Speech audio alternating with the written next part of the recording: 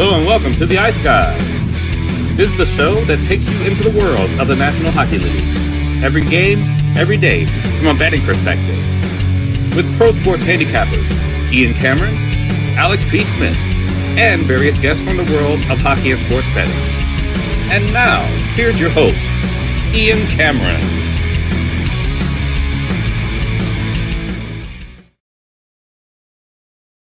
Welcome to the Ice Guys, Monday, April 22nd, presented by Boston Hemp Inc. Ian Cameron, Brett Skalski with you. Alex is taking this afternoon to rest up a little bit, feeling a little under the weather. He is saying he's good to go, though, for the betcast tonight. Alex will be in the chat, though, throughout the course of this show. Brett, our Monday guest, we are here to break down a huge Monday night in the NHL Stanley Cup playoffs. Night 3 of Stanley Cup playoff action. 4 games tonight.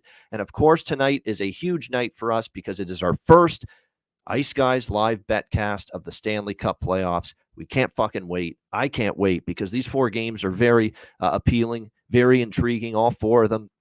A pair of game 2s in the East, a pair of game 1s in the West, and we are definitely looking forward to our first live playoff betcast coming your way tonight. So there it is on the screen. There's the one tonight, April 22nd.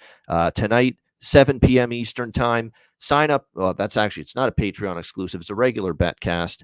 So make sure you join us. This is a free-for-all betcast tonight, 7 p.m. Eastern time. And again, you can DM or email me or Alex for a spot on the betcast tonight, and we'll send you the link for it before it begins. We'll be on for the whole night. We'll be on for the whole night. We'll be on right from the beginning of the 2 early games in the East, the Leafs Bruins, the Islanders Hurricanes, and then we'll be on right till the end of LA Edmonton, which is the last game of the night. So we're excited about it. We're looking forward to it. And I think when you look at it here tonight, we've got a great slate to look at and a great slate to be on the betcast for here tonight. So looking forward to it. Again, DM or email either of us, and we'll send you the link for the betcast before it begins tonight. Let's get into the recap of the weekend. We had 6 games this weekend, 2 Saturday, 4 on Sunday to get the playoffs started. We began with a Carolina Hurricanes victory, 3-1 over the New York Islanders. Really, the Islanders, to my surprise, carried the play against the Carolina Hurricanes. I thought they played a really good road game, and unfortunately, they just didn't get enough offense to pay off their puck control, their offensive zone time, the puck possession in order to get a win out of it. Freddie Anderson was very good, but just not opportunistic enough. Carolina was able to cash in on a few of the chances they had, but, Islanders had the edge in shots. Islanders had the puck more often, especially in that second period. Even though they lose 3-1, I think if you're Patrick Waugh, you don't mind the way your team played in that game. So tonight's game 2, and that'll be during our betcast. It'll be interesting to see if the Hurricanes can step up a little bit because I do think they have another gear in them here in this one than they did in game 1. So, but credit to the Carolina Hurricanes. They ended up getting a 3-1 win, and that's a sign of a really good team. And look, Carolina is a really good team. I said in the playoff preview show with Danny DeKeyser and Luke Adam, that I thought that this Hurricanes team was better this year than last year simply because of the greater offensive game breakers they have and the addition of Jake Gensel, and it lengthens the lineup. It deepens the lineup. They have more offense up front. The D1 through 6 is still excellent, and it was going to come down to Freddie Anderson in net, and he played pretty well in that game last night or on Saturday. He did the rebound control at times was spotty, but again, that's why Carolina's got a great defense, right? They're in the right position. They clear the front of the net. They get the traffic and the loose change and the puck out of there when it's sitting in the slot or right in the goal crease. That's the sign of a good defensive team. They're in that position to get the loose pucks, and the opponent doesn't. And that was certainly part of the storyline in game 1 of that series and that victory for Carolina. Saturday night, we saw Toronto and Boston. I'll tell you what, the first couple shifts, the Leafs are throwing the body. They're throwing the weight around. They're all over the Bruins. Swayman had to make a couple of really good saves, had a couple of really good chances. And then all that good work early in game 1 where it looked like, hey, the Leafs are ready to go here against this Bruins team. Basically all goes through by the wayside because of a bad pinch, a turnover at the blue line. Bruins turn it into an odd man 2-on-1 rush, and it ends up in the back of their net. And it just zapped so much of what the Leafs' momentum was prior to that. That early 1-0 goal that the Bruins scored, it made a big difference. And sure enough, of course, the Bruins end up building on it. I think a big turning point, too, was, and this, look, I get the 69 goals during the regular season. I get that he's been one of the best goal scorers in the NHL for the last 2-3 years. But he's got to start putting the puck in the freaking net in the postseason. I'm sorry. He's got to start bearing down and executing. And all I saw in game one from Austin Matthews was the puck bouncing off his stick, double clutching, fanning on a shot, having that wide open net after he made that brilliant move to deke out the Bruins defense and Swayman, and then he puts it right off the pipe. Wide open net. 69 goal scorer with the clinical finishing ability that guy has displayed all year in this kind of spot, in this kind of situation, these big moments, these big playoff games, these big spots. You got to finish the deal. You got to put the puck in the net. You have to, and that's been an issue for him. That's been an issue at times too and Marner. Again, I feel like I'm beating this drum every year with Toronto. He's got to elevate his game, a little bit as well. And it's just I've been doing this show for 6 damn years, and I'm saying the same shit year in and year out about the Toronto Maple Leafs in the playoffs. I swear. I basically talked myself into a fucking pretzel here, talking about this Leaf team and what they do wrong. Once we get into the Stanley Cup playoffs, and all things considered, there were moments for them to get back into that game. To me, they were way too eager, way too focused on showing we're the rough, tough, big bad Leafs against your so-called big bad Bruins. Throwing the weight around, but it was discipline lacked from Domi at time. Domi a lot lacked discipline in that game. Bertuzzi as well. So it's just absolutely, I think, a situation where Toronto's got to make some adjustments. Swayman outplayed Samsonov in net. Boston was more opportunistic. And it ended up being a 5-1 Bruins victory. Like the Leafs had shots, Leafs had chances, but they didn't capitalize. And credit to Jeremy Swayman and credit to Jim Montgomery for starting him. He's been terrific against Toronto this year. Jake DeBrusk, by the way, he seems to score every game against the Leafs. Prop-wise, he might be worth a look again tonight because all that guy does, score goals and produce against the Toronto Maple Leafs. So keep that in mind. But Boston gets the 5-1 win, and it's back to the drawing board for the Leafs in a big game, too. And we'll talk a lot about the shroud of mystery going on with certain William Nylander going into game 2 tonight of that series. Sunday began with it was a great battle of Florida. It really was. It was lower scoring than I expected. I did not necessarily think we'd see a 3-2 game. In fact, it ended up being, 1-1 going into the third period of that Lightning Panthers game. But it was a pretty solid game. I thought it would be more chippy, more physical than it was. That did surprise me a little bit. I thought we didn't see as much nastiness with those two teams in that rivalry than I thought in game 1. But I'll tell you what, the Tampa Bay Lightning, there's a couple things they've got to fix quickly. You can't turn the puck over in the defensive zone and in the neutral zone all those times like they did. Way too much of a gap between the defense and the forwards. They couldn't generate any speed through the neutral zone. Too many turnovers in the neutral zone. Too many turnovers in the defensive zone. And it ended up being a detriment to them. It's what led right away to that first goal that Reinhart scored for the Florida Panthers in that game. Not enough 5-on-5. What else is new for Tampa Bay? You're not going to win a hockey game in the playoffs when you have, 12 shots on goal, once we're into the third period. They just did not generate enough at 5-on-5 for much of that game, really until the end. And in the last 2 minutes, Sergei Bobrovsky's got to make a ton of huge saves, to keep Tampa Bay off the score and keep them from tying that game and keep them Florida in the lead. But just for the majority of that game, just not enough at 5-on-5 from the Tampa Bay Lightning. Florida were better in that regard. And who would have known that, Florida would play even with Tampa's power play? Florida got a power play goal. Tampa did score late, but like I said, the 5-on-5 play was my concern for the Tampa Bay Lightning coming into this series, that they were just so reliant on that power play. And, that's going to end up having to change moving forward. They've got to get better at 5-on-5. I'm not telling John Cooper anything he doesn't know, but certainly Tampa Bay is going to have to improve their even strength game going into game 2. But credit to Florida, a solid game 1 win for them on home ice. Capitals, Rangers, I guess the word is workmanlike. I don't think the Rangers played great, but I don't think the Capitals played all that good either. But it was just really the Rangers doing what, they should do. They do have the better personnel, and they were able to get like I said, a workmanlike 4-1 win against the Capitals.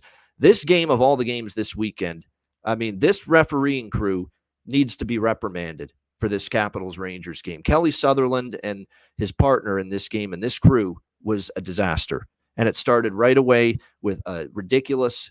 First of all, they misidentified that penalty call on Matt Rempe. Okay, maybe you can call boarding on that, but in no way, shape, or form, Brett, was that charging right at the beginning of the game. There is absolutely no way that's charging. For that to be called charging is an absolute disgrace. That's basically a good, solid, open ice body check there by Matt Rempe, and they call it charging as if he basically went from one end of the ice to the other to hit him, which is not at all what happened. So that was bad. There was a chintzy call on Trocheck. There was even a couple ones on Washington that were a little iffy, and I don't think deserved to be called. The whistle was way too tight. PK Subban nailed it on the ESPN broadcast with Messier in the studio. Way too soft. Those penalty calls in that Capitals-Rangers game, more than half of that game was played on special teams. There was not enough 5-on-5 even strength play. It was a terrible job by Kelly Sutherland. And like I say, if he's going to ref like that again in the rest of this first round, it's time to sit him down after this round. Say, you know what? You're not progressing to the second round. This is a meritocracy with the officiating, too. You want to ref in the second round? You want to ref in the conference finals and the Stanley Cup final? You better pull your bootstraps up and officiate the game way better than that. So that's going to be something to see here as far as that goes. But credit to the Rangers, opportunistic. And, to me, the Capitals, they got to have way more of an offensive thrust than we've seen in finishing ability. And even Ovi deserves some blame. No shots from the great Alex Ovechkin yesterday. Now, you got to credit the Rangers for the way they defended, but still, it was a very quiet game from him. I thought Zibanejad was noticeable. Kreider had a very good game. Rempe, it goes without saying, that was an awesome moment for him to get that his first goal in the Stanley Cup playoffs. I don't think there's a better interview in the pregame, postgame, or intermission right now than Matt Rempe, because the interview he had with Emily in the second intermission was great. He's just having a ball, this kid. What's that old saying? He's too young and dumb to know. That's kind of what I get with Matt Rempe. He's just loving it. He's just, he's loving life. He's in the National Hockey League. He's playing in the Stanley Cup playoffs at Madison Square Garden for the New York Rangers. He's loving life. So, I think when you look at it, was just, and to see his hard work pay off, and to see, the haters, and there's a lot of Rempe haters out there that he can only fight. He can only get suspended. He can only do this. He can only do that. It's a little humble pie for those people that think he can't play a lick of hockey, because I believe he can. He's a big body. He can take away the vision of the goaltender if he gets in front of the net. He had a nice shot there on the rebound that came right to him to beat Charlie Lindgren. So very happy to see Matt Rempe end up scoring a goal there, helping the Rangers to victory. Colorado and Winnipeg was absolutely nuts, absolutely insane. And this is one where I can pat myself on the back. We were all over this on Saturday's show, and even on the preview show I mentioned this. How the hell was this total 5.5? How? Explain that to me. How was the Avalanche Jets total 5.5? Explain that. When every game went over, every game had 6 goals or more. Winnipeg's on this 13-3 overrun down the stretch of the season since they got Gabe Vilardi back, which made their offense better. Kyle Connor got back from injury. It made their offense better. They have more depth offensively than they've had. They pushed the pace more, which is rare for Rick Bowness and his teams, because they've got all their guns back offensively up front. And then we know Colorado had all the issues defensively down the stretch, and a sieve goaltender in Alexander Georgiev. And so to me, that stuck out like a sore thumb. How was that total 5.5? And sure enough, of course, we had the over trifecta, all of it cashed. And the best bet was over 5.5 in that game last night, Avs Jets. So happy to see all that come through. Craziness, 7-6 Winnipeg. There's a lot of people that seem to think Connor Hellebuck's just as vulnerable as Georgiev. I disagree. Does he need to play better? Sure, of course he does. He's not going to be happy giving up 6, but he faced almost 50 shots. Colorado was all over Winnipeg for much of that game, extended stretches, and he had to make a bunch of huge stops in the first 5 or 6 minutes when it was 11-1 Avs and shots before Colorado finally scored with Nichushkin there, or else it could have been 3 or 4-0 Colorado. And if he lets in a couple of those shots, we may not even be talking about Winnipeg having the chance to respond down 1-0, tying the game, and then kind of taking control. Well, not taking control, because Colorado actually did have, I think, more danger chances and more offensive zone time. It's just that everything that Winnipeg threw at the net went in. And that tells you where we are with Georgiev right now. He's lost his confidence. He's shattered. He is absolutely mentally shot, mentally fried, mentally shattered. And I don't know what the Avs can do, and I don't know what Jared Bednar can do to get this guy's confidence back. Now, I will say this. A couple of these goals that Winnipeg scored early were not all Georgiev's fault. That Josh Manson turnover was ridiculously awful, was horrible, was absolutely horrendous, horrific, bad as it gets. A turnover like that. Backhand pizza up the middle, and there's Nemesnikov just waiting for it. Just rips it top shelf. Holy shit, terrible turnover by Josh Manson there. And so this is like 70, 80% Georgiev as to why this team is struggling defensively. But there's a solid 20 to 30%, Brett, that is this blue line just running around, turning the puck over, losing coverage in front of the net. And this is definitely something that they're going to have to fix, or else they are not winning this series. It's as simple as that. So Justus Onanen was sick yesterday.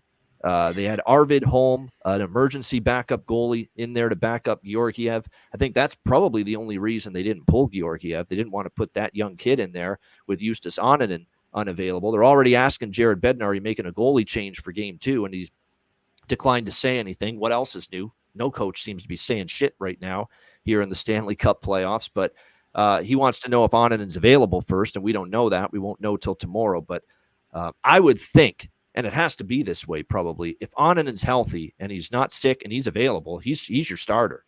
I don't know how in good faith you can look yourself in the mirror and look at Alexander Georgiev and say, I have confidence as a head coach in this guy if I'm Jared Bednar, and I don't know that players and McKinnon and Rantanen and Lehkonen and Makar, go on down the list at Middlestat. I don't know how all these players can look and think to themselves, we've got confidence we're going to get a save right now from Alexander Georgiev, because they didn't get one critical timely save. They didn't get one timely save from that guy last night. There were so many examples of him when Colorado kept answering and they got it to a 1-goal game or they tied it up.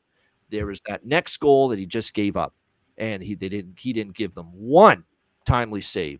Just once shut the door, man. Once, and he never did. He never did. So I think it's going to be very difficult to go back to him in game 2. And then the final game of the weekend was Nashville-Vancouver. Great job by the Canucks. Hung in there, 2-1 down going into the second. You know what the difference was in that game? And Tocchet said it in the post game.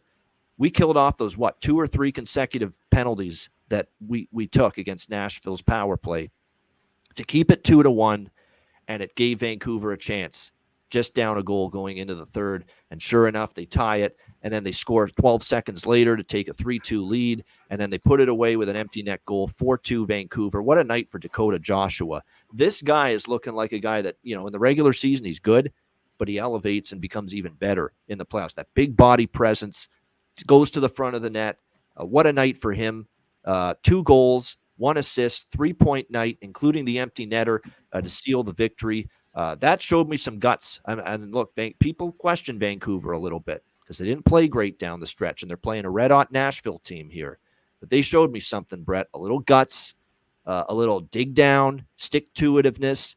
Could have went off the rails down 2-1, getting into penalty trouble, but they killed off every Nashville power play to keep them in the game, to give them a chance. They did a pretty solid job on Forsberg. He just had 1 assist in that game.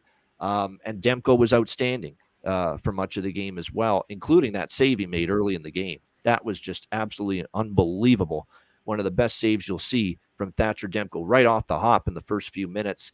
But credit to the Canucks, found a way and showed me some mental resolve last night, which is good to see, I think, for them long term. So with all that in mind, Brett, the floor is yours. Talk about the weekend and some of your thoughts from it. Yeah, it was good. So I can save my Toronto, Boston, and Islanders Carolina thoughts for when we get to the games tonight. I didn't get a chance to watch the Lightning Panthers, but I was surprised to see not so many special team situations. I guess the Panthers are learning from their past mistakes, staying a little bit more disciplined than years past. Caps Rangers, you kind of nailed it. It was that workmanlike from the Rangers. The Caps need to figure out how to get into the middle of the ice, how to get that top line going. Ovechkin, Oshie, McMichael, 0 combined shots on goal for that line. So if they're going to have any chance, they need to get those 3 guys putting the puck towards the net. That Avs-Jets game, insane. Georgiev was not good, but that Colorado team is just such high risk, high reward with the way they play. If you go back, look at their goals against, the amount of puck watching going on in their D zone is I'd be pissed at my girls team for that. It's such basic hockey that they're not getting right. They're just so focused offensively that they do not play defense whatsoever. I remember there was play in the second or third period. McKinnon's flying down the wing. Winnipeg creates a turnover at their own blue line, start heading back the other way, and McKinnon had no effort coming back into the D zone to help. And it's like, well, you're not tired. You just went 30 miles an hour up the ice. You're not tired. Get your ass back and help. Your goalie's clearly struggling. Get your ass back and help. I would be surprised if they switched goalies, though, to be honest. I know Georgiev has been awful and his confidence is shot, but if you put that the other guy in and he gets shelled, well, now what do you do for game 3? You're going to be out of options. So I would say leave him in. If you need to make a change, make it when you're going to transition back to Ball Arena. That way you get a little bit, you're going to get that energy from the crowd. You get off to a good start. Now you're away. I think you can't do it now because then you're going to limit your options if there's a down 0-2 coming into game 3. And I watched the first period of Nashville, Vancouver, and then it was past my bedtime. So I had to shut it down. My eyes were, after all that hockey, 13 goals in that Avs-Jets game, I couldn't keep my eyes open. So I don't have too much to contribute there other than good win from Vancouver. Yeah, indeed. It was a good win because, again, down 2-1 in a weekend where the home team won every game, by the way, in the NHL playoffs and the NBA playoffs for that matter. Pretty crazy. Home team won every game this weekend. So, yeah, in the NHL, perfect 6-0 for the home team in the in game ones. They all held serve. Carolina, Boston, Florida, New York Rangers, Winnipeg, Vancouver. All the home teams won in game 1. Will that continue here tonight? We do have 2 game 1s, both of them out west. But before we get to that, we will begin our Monday preview with game 2 of, no, not Islanders Hurricanes. That's the second game. This is the first game. 7 p.m. Eastern, Toronto Maple Leafs, Boston Bruins. Boston minus 140, home favorites, 5.5 the total in this game. What a dramatic morning skate, I guess you could say, for the Toronto Maple Leafs. It begins with William Nylander taking the ice, and all of a sudden people are thinking, whoa, looks like he's going to be back tonight. The fact he's out on the ice and skating with the team, this has got to be good news here for the Toronto Maple Leafs tonight. So it looks like everything's looking good. He's on the ice. And then the next thing you know, the morning skate really starts to begin in full, and he's just standing there at the boards watching everything else go on, like basically an observer at that point, while the line rushes take place. And the next thing you know, he's staying out on the ice after, the most of the morning skate takes place. And so we're going to have to assume that William Nylander is once again going to miss tonight's game here in game 2 against the Boston Bruins with this whatever injury that's going on with him right now. And Leaf fans they're kind of demanding answers right now. There's a lot of them saying, what the hell is going on? Of all times for something like this to happen, get the first 2 games of the Stanley Cup playoffs for a franchise that's gotten 1 series victory in the last 20 years. So, look, without knowing the details, I'm hoping it's an injury, because if he is out there on the ice with just because people were thinking initially it was an illness and that it was a stomach bug that William Nylander was dealing with.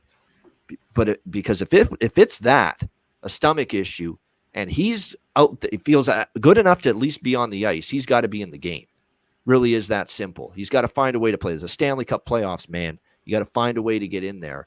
But if it is an injury and he was out there maybe to test it during the morning skate, and they figured, you know what, I don't feel well enough to be in there tonight with this injury, then I can live with that. But still, this shroud of secrecy and not willing to give any information regarding it. Both of these coaches have been like that, by the way, in this series. Both of them, Sheldon Keefe and Jim Montgomery. Jim Montgomery won't tell anyone if he's going to keep doing his alternating goaltenders and go back to Linus Ullmark here in Game 2, which has been his pattern down the stretch, as he's gone back and forth between Swayman and Ullmark. And then Sheldon Keefe won't tell us shit about Nylander's status or whether he's going back to Samsonov or going to give Joe Woll a chance in net tonight. So you talk about frustration just as a bettor and where information is king, and you're trying to find out information so you can place your bets.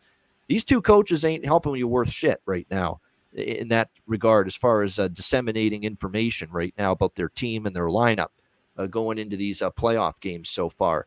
But when you look at this game, obviously, look, for the Leafs, they can at least draw on some kind of, last year in the first round, they had a horrible Game 1 where they get blown out by Tampa Bay in Game 1, and they responded in Game 2, and they just put the boots to Tampa Bay in Game 2. They had the right response, but that was in Toronto. Okay, they had home ice in the first 2 games of that series. This is a little different now. This is in Boston here tonight, so you've got to have that backbone. You've got to have that response, and a response is necessary after the way things went for Toronto in Game 1. You've got to have it on the road this time. So we'll see if that can be done.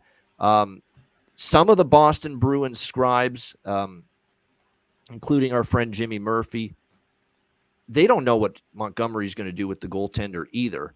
But there's a few of them that think he's going to Ullmark tonight and keeping the alternating goalies going.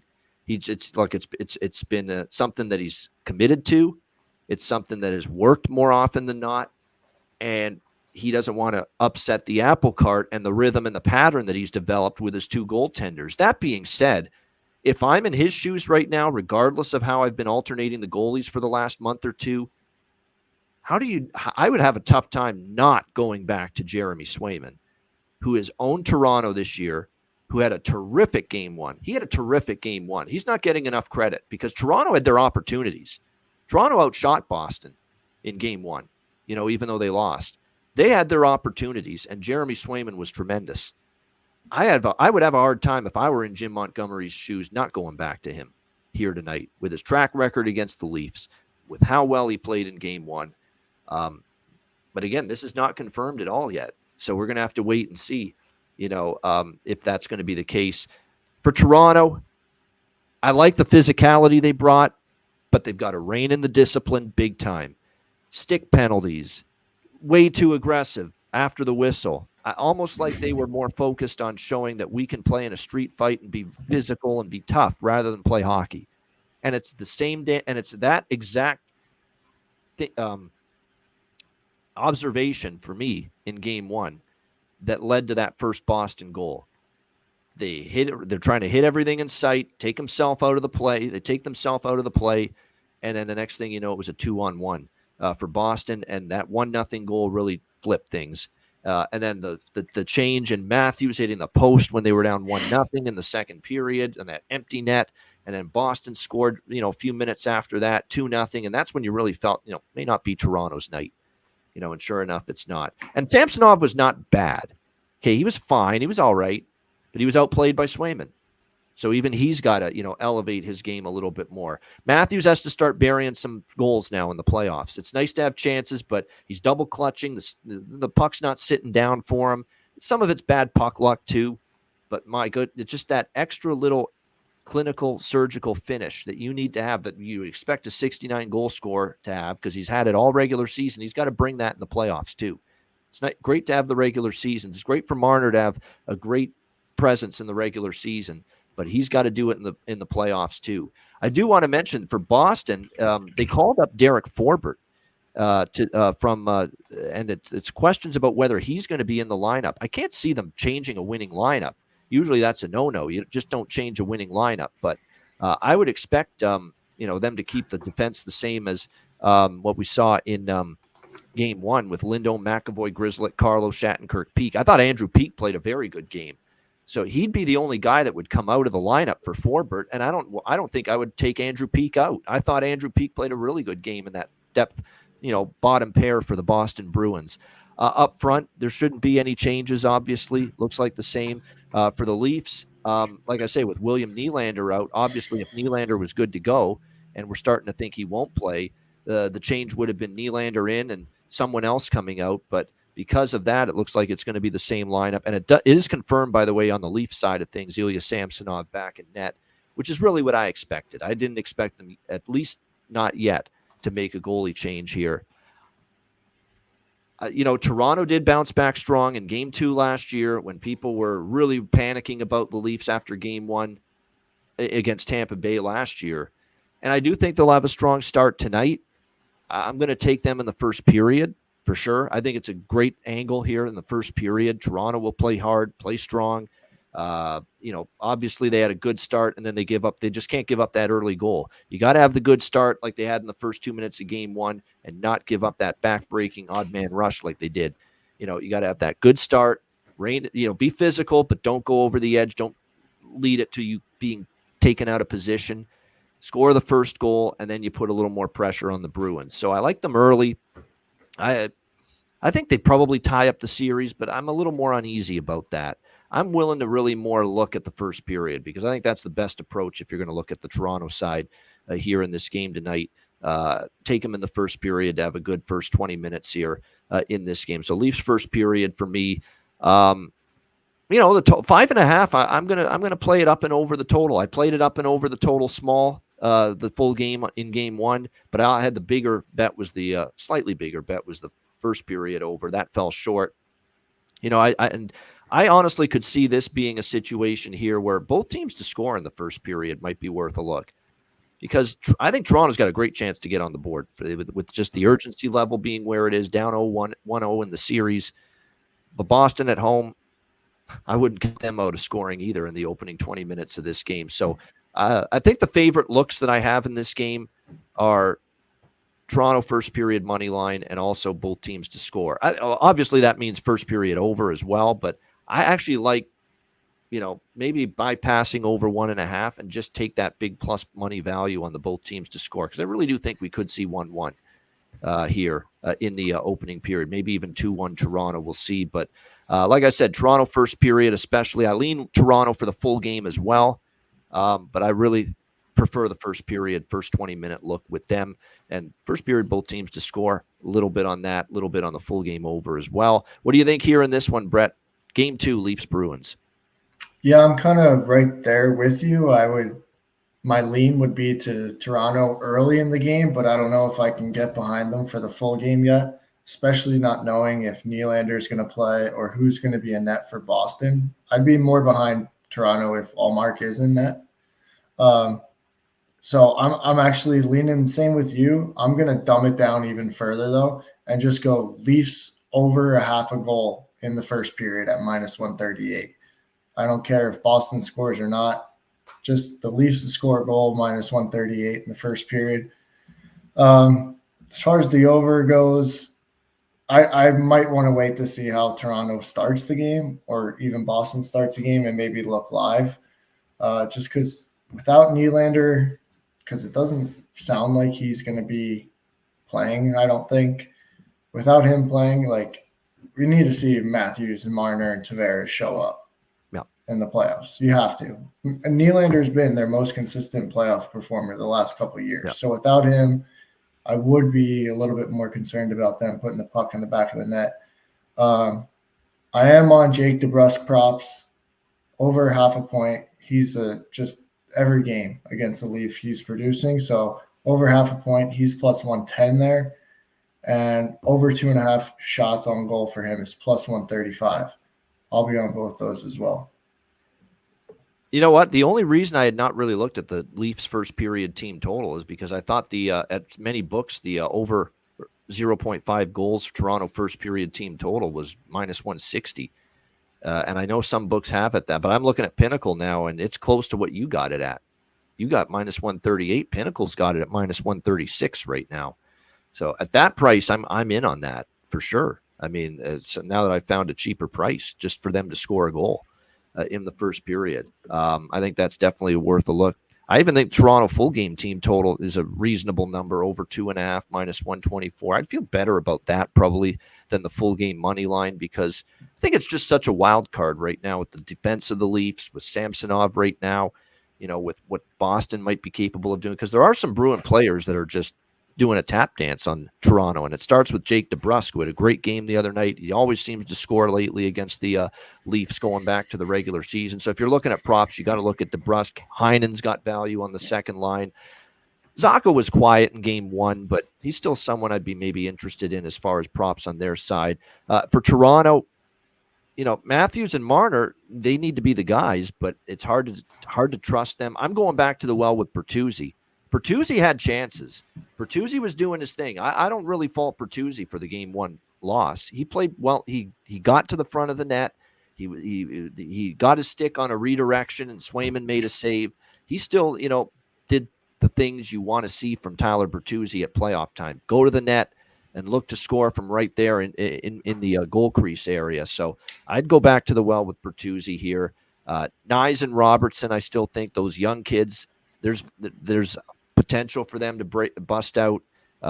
They've got the capability offensively to help out. So, rather than take the two, let's be real, two players that don't have the greatest playoff track record for the Leafs in terms of offensive production, Matthews and Marner, why not take a shot instead with Bertuzzi, with Nyes, with Robertson? One of the young guns can maybe lead the way. But like I say, Bertuzzi's probably my favorite look for the Leafs as far as props, and probably DeBrusk. And in fact, my same game parlay tonight is going to be DeBrusk goal, Bertuzzi goal. And I actually have them both to get a point as well in another same game parlay. So a point parlay and a goal parlay for Bertuzzi for the Leafs, DeBrusk for the Bruins here tonight in this one.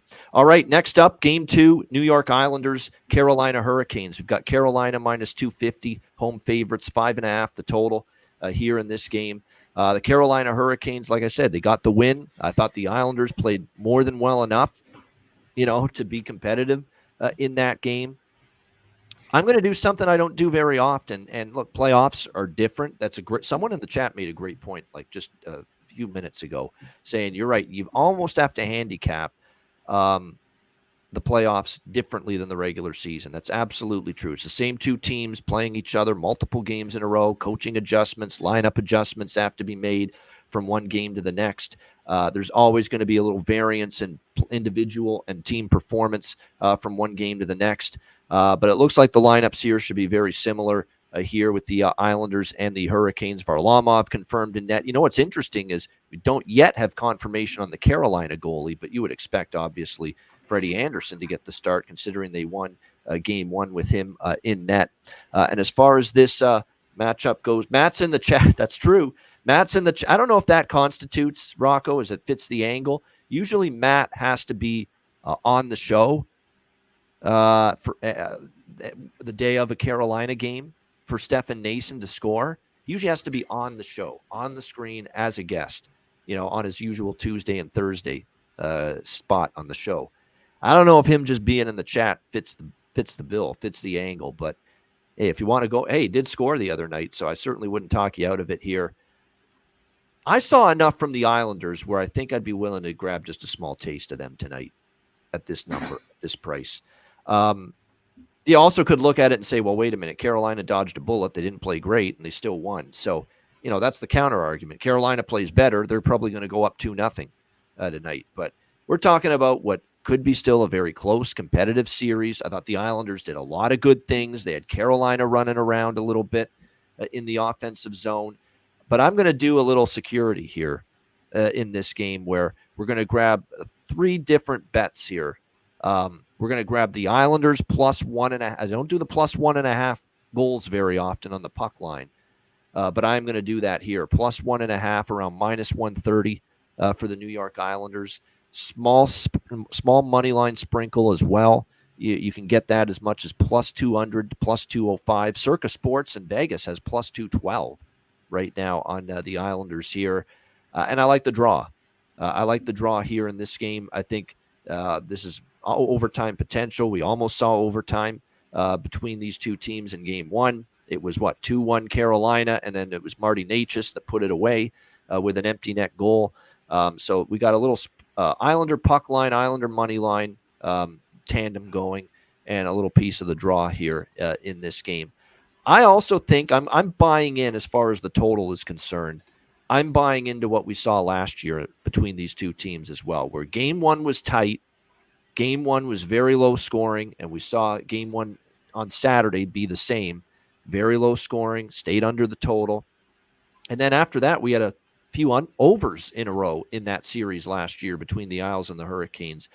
You're going to give me, even though this has the potential to be goals harder to come by, you can now get plus 105, plus 110, at a couple of books like Bookmaker for over 5.5. I'm going to grab that here because I do think, look, there were chances. There were opportunities for the Islanders. Let's not forget that. When that game was 1-1, 2-1, there were some really good opportunities here for the New York Islanders. So, again, last year when they met in the playoffs, game one stayed under, and then we saw a few overs cash in a row. We're getting a bargain bin, if you will, from a total standpoint type of number here, where not only is it 5.5, but you can take back plus 105, plus 110 here to bet over 5.5, and that's what I'm going to do. I'm going to be on that over 5.5 here, plus 105, plus 110 here in game two with the Islanders and the Hurricanes. What do you think here in this one, Brett? Islanders, Hurricanes.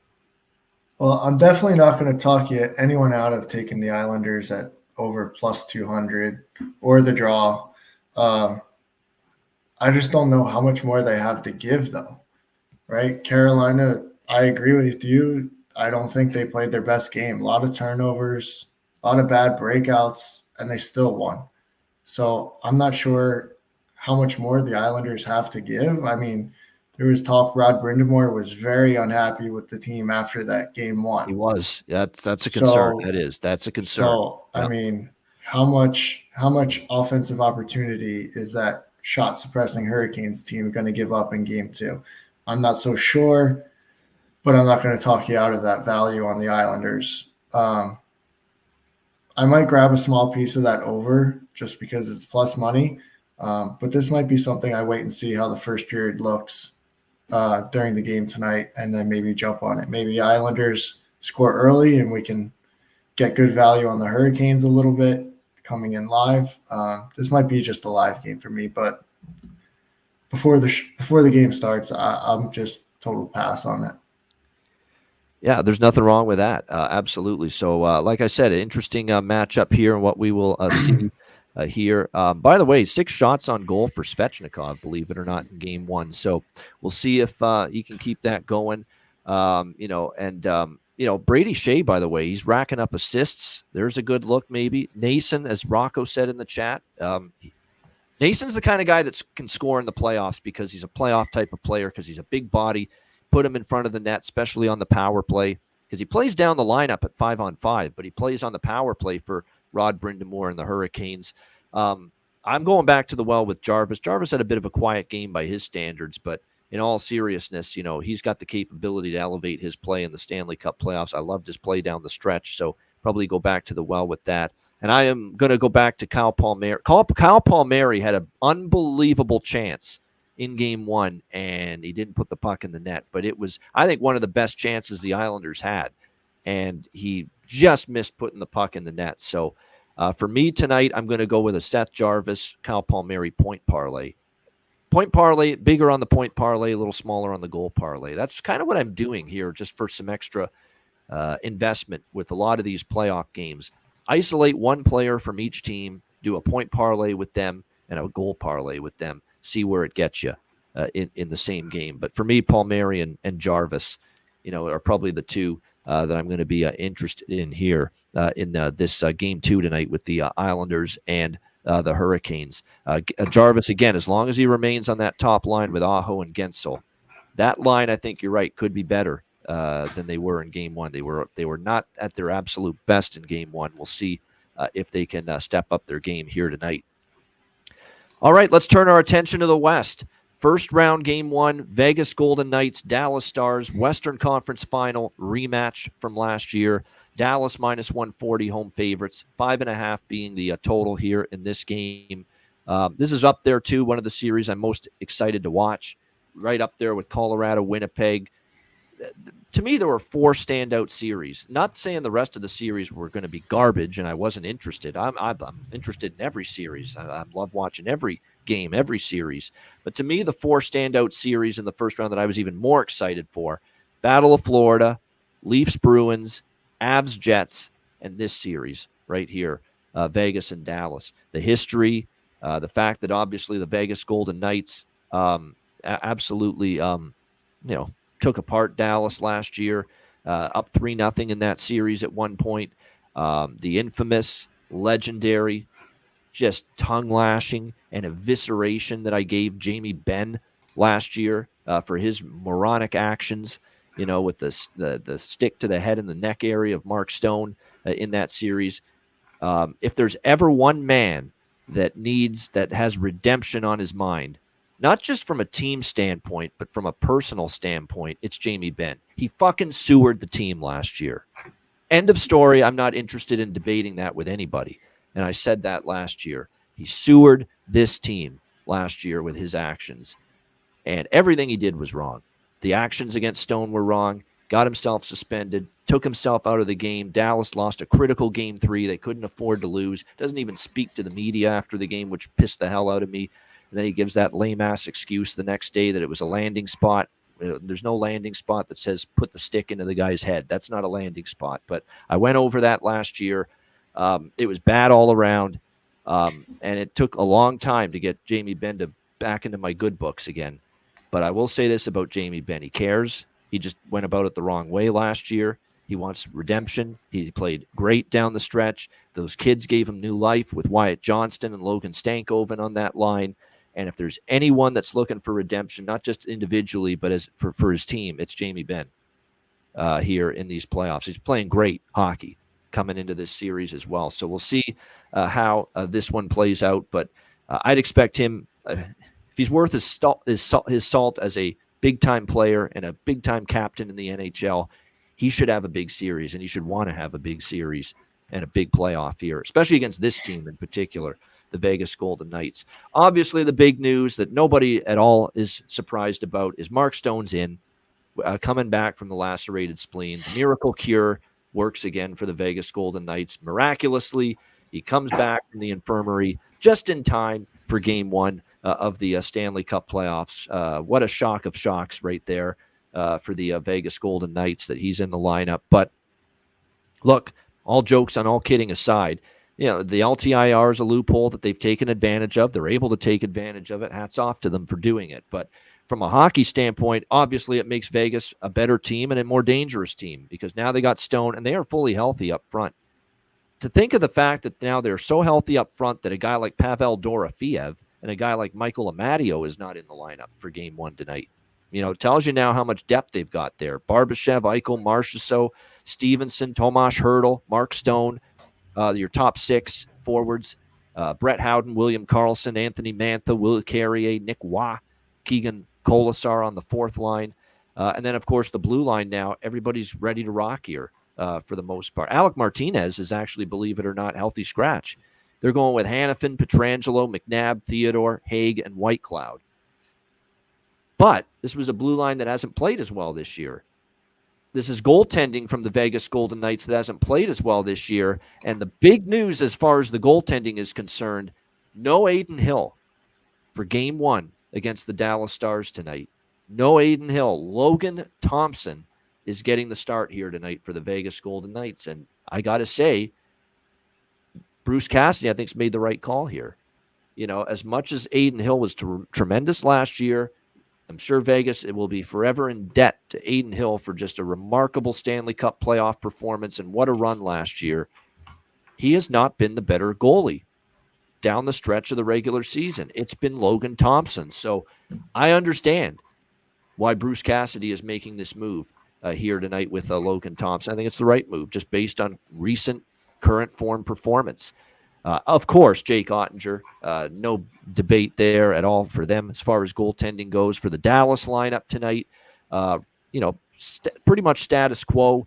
Robertson, Hintz, Pavelski, Marchment, Duchesne, Sagan, Ben Johnston, Stankoven, Steele, Foxa, and Dodonov on the fourth line. So Craig Smith and Ty Dellandrea are going to be your healthy scratches up front.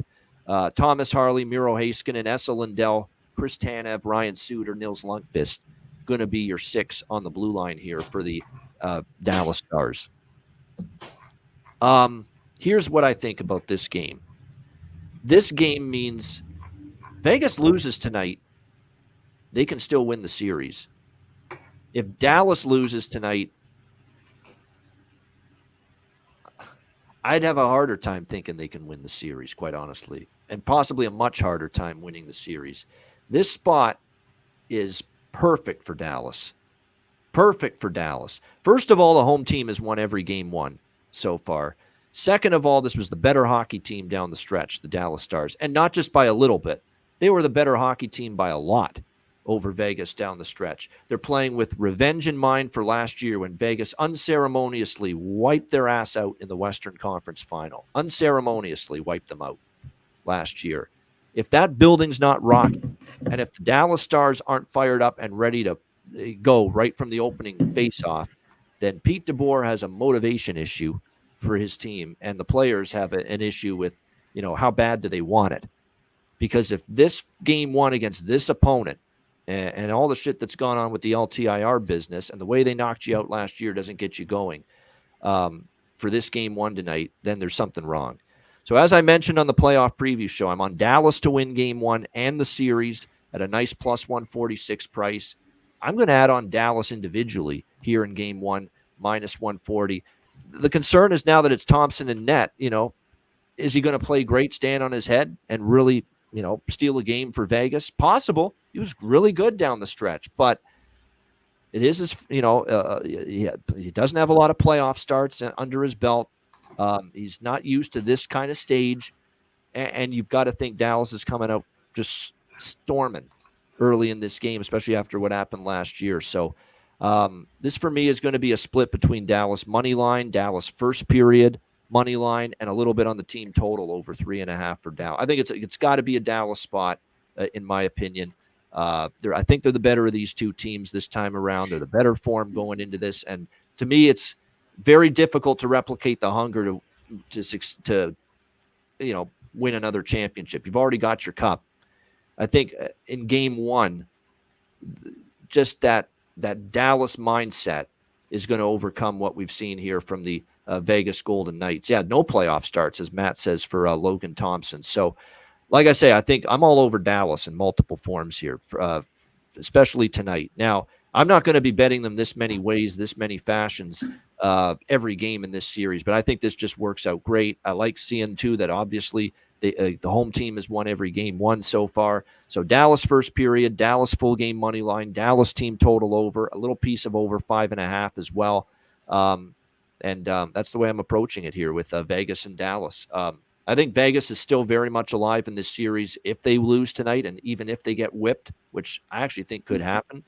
But I think for Dallas, if they lose tonight, they're in some serious, serious trouble, honestly, because then the doubts creep in, and then all of a sudden, you get a situation where, they start to wonder if Dallas just has their number, if Vegas just has their number. So, like I say, I think this Dallas come out there, take care of business, do what a lot of the home teams have done, establish home ice, carry the play, and again, show that what you did down the stretch of the regular season, that your body of work, which by the way was much better than Vegas's body of work down the stretch of the regular season, will be enough to carry it a victory here tonight. What do you think here in this one, Brett? Golden Knights Stars.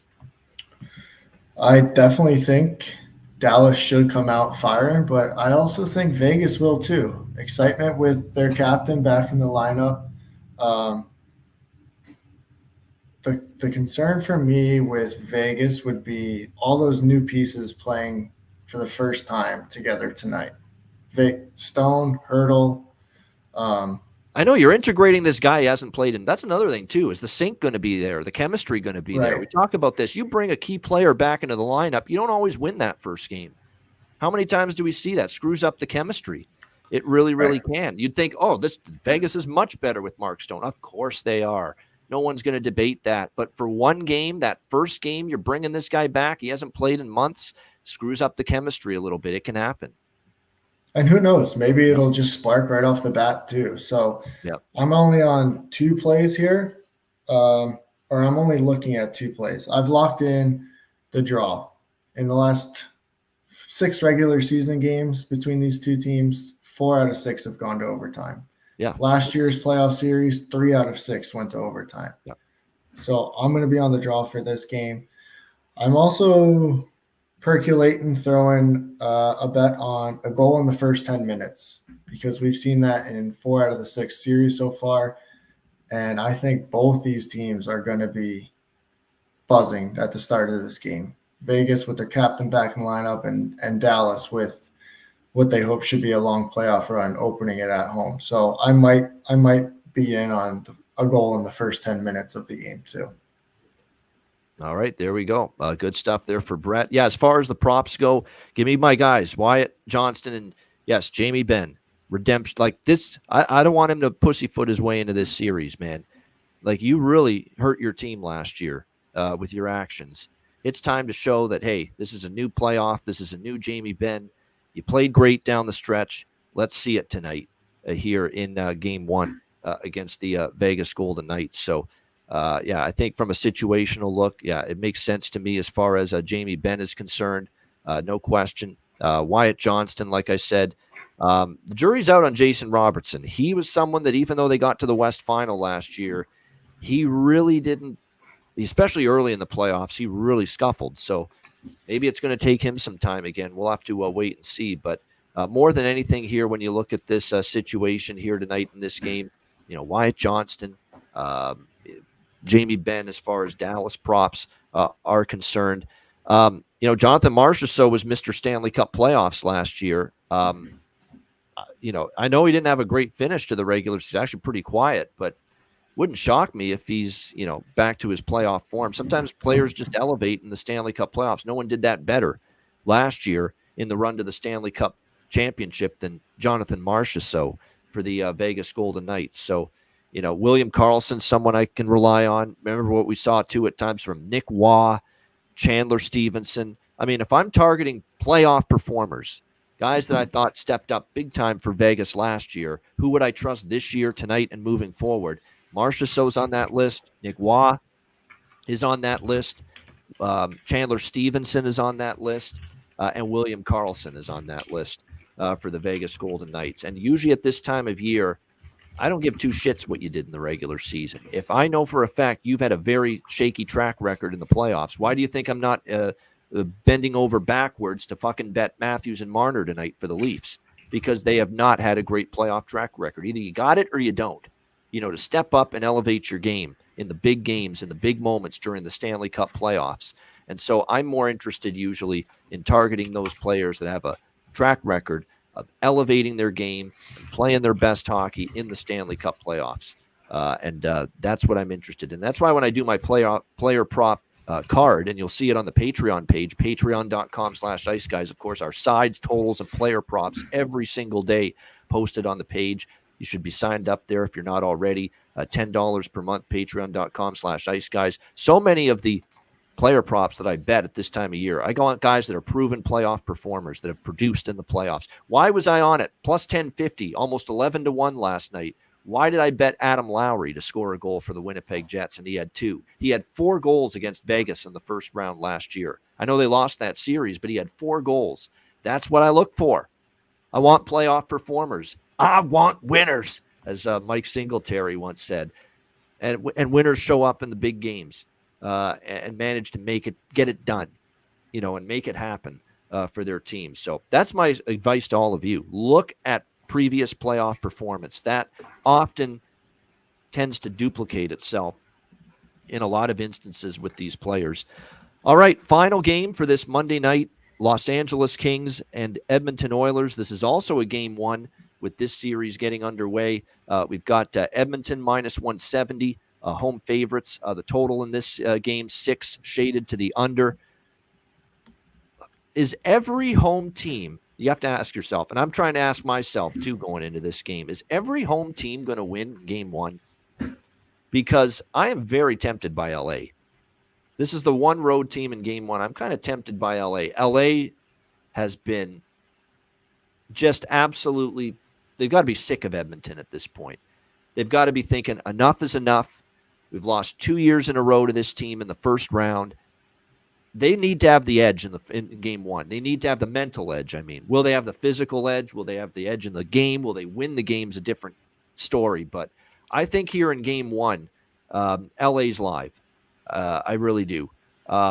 Because we've seen them give Edmonton a very tough game 2 years in a row in game 1 in Edmonton both times, where Edmonton hasn't played a great game 1 both years against LA. Even though they went on to win the series both times, they have not played their best game 1 against the Los Angeles Kings. I think if you're the Kings, you need to set the tone. You've got to try to get this first game, try to wrestle home ice advantage away, and certainly they're going to be amped up beyond belief, knowing that this team's ended their season 2 years in a row. Cam Talbot confirmed in net for LA. We're obviously going to get Skinner, even though it's not confirmed. We know it'll be Stuart Skinner for the Edmonton Oilers in net. This is going to be a split for me with LA first period money line and LA full game money line. I'm going to break it up between both of those as opposed to putting it all on the money line here. I'm already on the draw as well in this game, which I mentioned a few days ago, and I know Alex is as well. This is probably the draw that I like the most of any game in game 1 of the first round. Was this draw? It was one of the first bets I made as far as game 1 was the draw in this Kings-Oilers game 1 tonight. Again, we talk about 4-3 final scores in game 1 2 years ago and last year. 2 years ago, it ended in regulation. Last year, it went to overtime. And like I said, the year before, game 1 nearly went to overtime. So it's a little LA split, first period, full game money line, draw as well at a nice plus 370 type price. And I'm also on the over here, 5.5. And shop around because most books have 6 with the shaded to the under. But there are books out there where you can take the 5.5. You have to lay a little juice, little price on it, but I'm happy to do it. Minus 125 at the score bet, minus 128 at FanDuel for over 5.5. I don't feel quite like I do about Colorado Winnipeg with this total, but I do think it's a notch too low. This is not Jonathan Quick in net in his prime for LA. This is Cam Talbot, who can be great and he can look very ordinary. And he's not someone that you could fully count on shutting that door, playing awesome night in and night out. And for Edmonton, Stuart Skinner's kind of the same way. He's capable of playing great, but in the playoffs, and we saw it last year, he had his ups and downs as well. And we saw from Edmonton, too, down the stretch. They got their offense going, and LA, but their defense gave up some goals. And LA's defense, we saw how they ended the season against Chicago. They aren't quite playing down the stretch like that airtight, we're really defending our net, we're defending in our own zone at a high level. Didn't see that consistently from LA down the stretch of the regular season. So if they're going to give me the ability to bet over 5.5 tonight, minus 128 at FanDuel, even as low as minus 125 at other places, knowing as well that game 1 2 years ago, 4-3, 7 goals went over the total. Last year, game 1, Kings-Oilers, 4-3 again, 7 goals went over the total. So, yeah, over 5.5 for me, for sure here. Minus 128 at FanDuel, Kings-Oilers. Brett, what do you think here? LA, Edmonton. Yep, I'm right there with you. I'm also on the draw. 3 out of 6 games in last year's series went to overtime, so I'm on that this year. And, yeah, I'm on over 5.5 at FanDuel. 4 out of the last 5 games played in Edmonton had 6 goals or more. So, like you said, I don't think this is going to be a 7-6 game like Colorado Winnipeg was, but with Edmonton's offense, I'll take 5.5 any day of the week. Yep.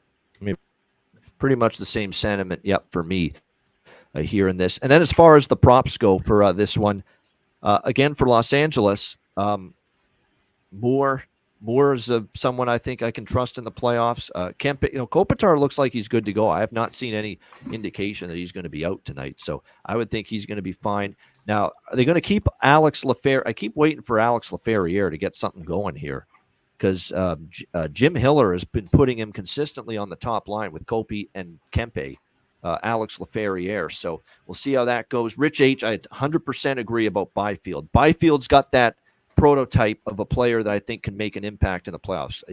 Physical player, he's got size, got strength, got off the schneid late in the season. He had really struggled to score goals, Quentin Byfield. Finally got off the schneid. Now, a lot of his damage was that final game against Chicago, so the competition wasn't the best, but it's got to be positive moving forward for Quentin Byfield here going into this game. Yeah, the SGP, glad you asked about that for this Kings-Oilers game. It's very simple. I'm doing because I do think we've got the potential to see at least 6 total goals here in game 1 tonight between the Kings and the Oilers. I'm most interested in just keeping it simple here. Give me a point parlay, a little mix of players on both teams going into this game tonight. Kempe, Kopitar, Byfield for the LA Kings, and then for the Edmonton Oilers here tonight, Hyman, Fogle, and Bouchard. Because I just think, look, Bouchard's also got this incredible knack for getting on the score sheet in the playoffs. Look at what he did last year, Evan Bouchard from the blue line, with the Bouch bomb, with his ability to quarterback the power play. And I think if you and it's 22-1, by the way. So that's Byfield, Kempe, Kopitar, LA, 3 players for them. Hyman, Fogle, Bouchard for the Oilers.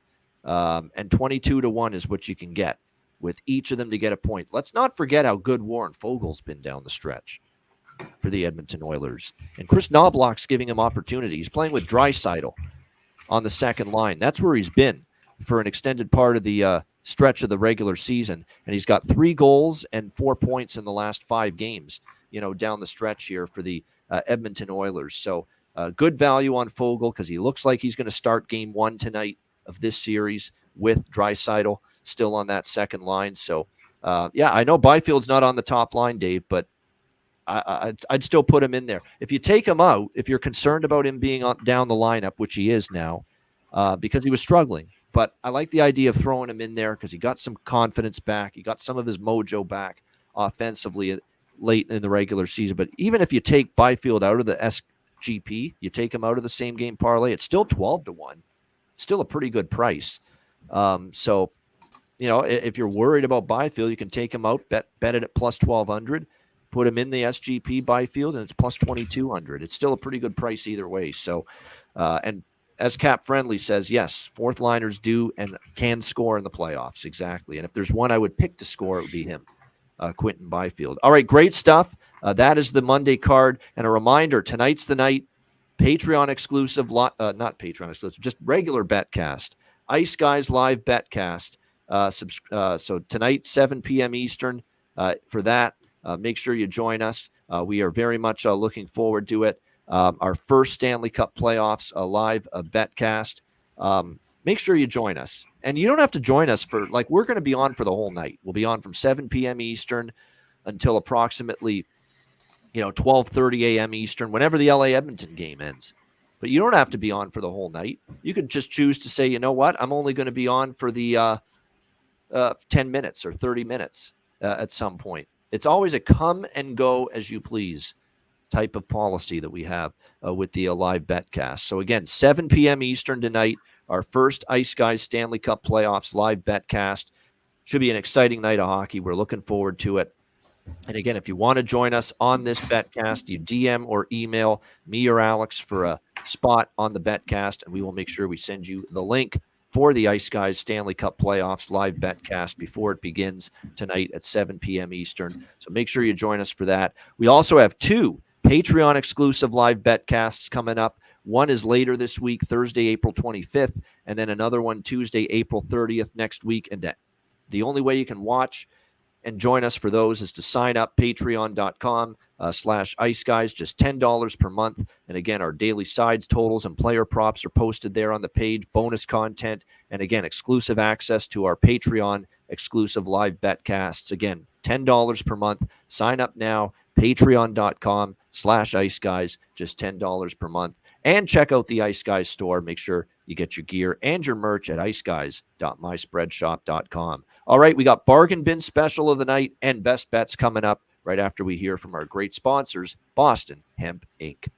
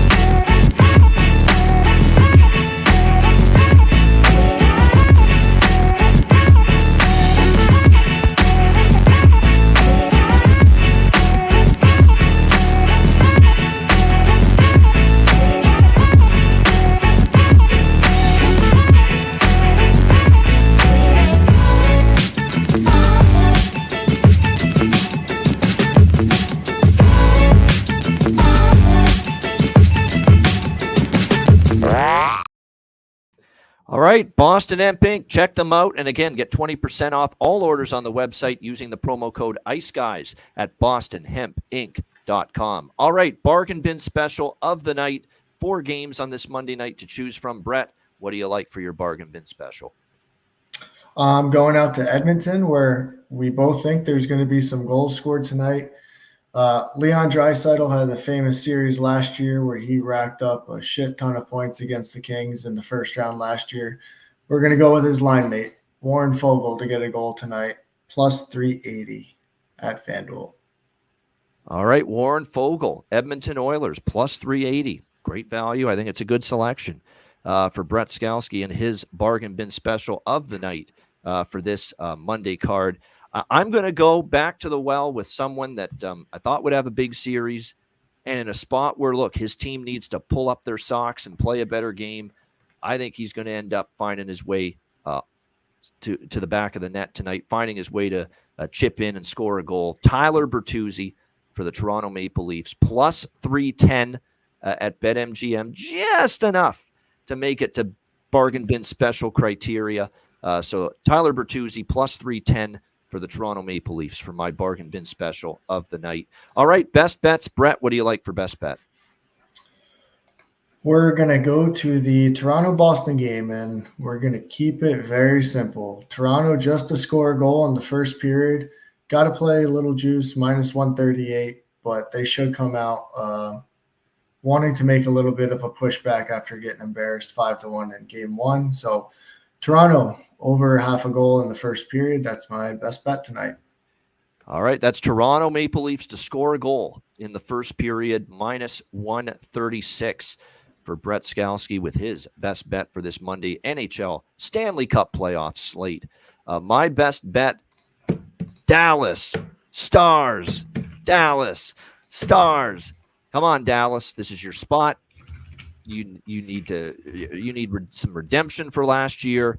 Come out strong. Home teams have won every game here in game 1 so far in the first round.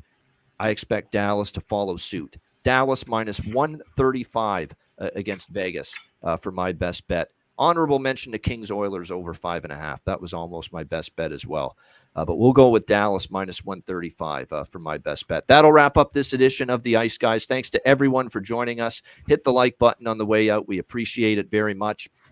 A reminder, the Ice Guys is live 7 days a week, Monday to Friday, 2 p.m. Eastern, Saturday and Sunday, noon Eastern. Oh, by the way, Alex's best bet.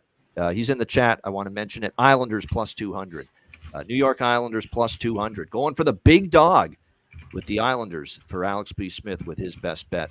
And a reminder, the Ice Guys is live 7 days a week, Monday to Friday, 2 p.m. Eastern, Saturday and Sunday, noon Eastern. If you can't watch the show live, download the Ice Guys podcast in audio form on all major podcast platforms: Google Podcasts, Apple Podcasts, Spotify, Stitcher, iHeartRadio, Amazon Music, and more. Download the Ice Guys podcast when you can't watch the show live. For Brett Skalski, I'm Ian Cameron. Have a great Monday night. Enjoy the games and good luck. And we will be back in approximately 3.5 hours from now, 7 p.m. Eastern. Make sure you're there. Don't miss it. Our first Ice Guys Stanley Cup playoffs live betcast tonight, 7 p.m. Eastern. We will see you all then. And again, of course, we will be back tomorrow as usual on Tuesday for another edition of the Ice Guys.